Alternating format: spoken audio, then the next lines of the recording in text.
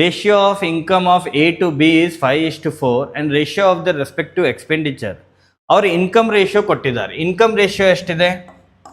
A ಮತ್ತು ಬಿದು income ratio 5:4 ಇದೆ. ಎಕ್ಸ್ಪೆಂಡಿಚರ್ ಖರ್ಚು ಎಷ್ಟು ಮಾಡ್ತಾ ಇದ್ದಾರೆ? 3:2. ಓಕೆ.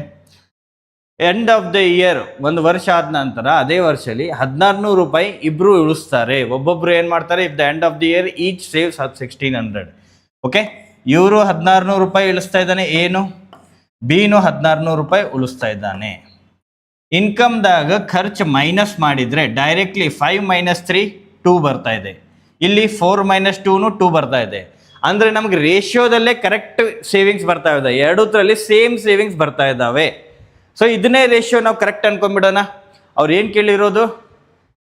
ಇನ್ಕಮ್ ಆಫ್ ಎ ಕೇಳಿದ್ದಾರೆ. ಸೊ ಇತರ ವ್ಯಾಲ್ಯೂ ಕೇಳಿದ್ದಾರೆ. 5 ವ್ಯಾಲ್ಯೂ ಏನಾಗ್ತೈತಿ ಅಂತ ಕೇಳಿದ್ದಾರೆ ಅವರು. ಫೈನ್. ಸೊ ಇಲ್ಲಿ ನಮಗೆ ಡೈರೆಕ್ಟ್ ನೋಡ್ರಿ, 5 - 3 2 ಇದೆ, 4 - 2 2 ಇದೆ. ಸೊ ಎರಡೂದ್ರ ಸೇವಿಂಗ್ಸ್ ಅವ್ರ ಕ್ವಶನಲ್ಲಿ ಸೇಮ್ ಕೊಟ್ಟಿದ್ದಾರೆ.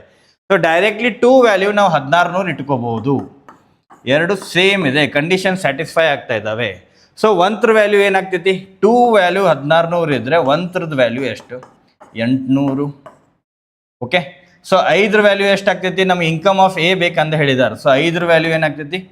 5 × 800.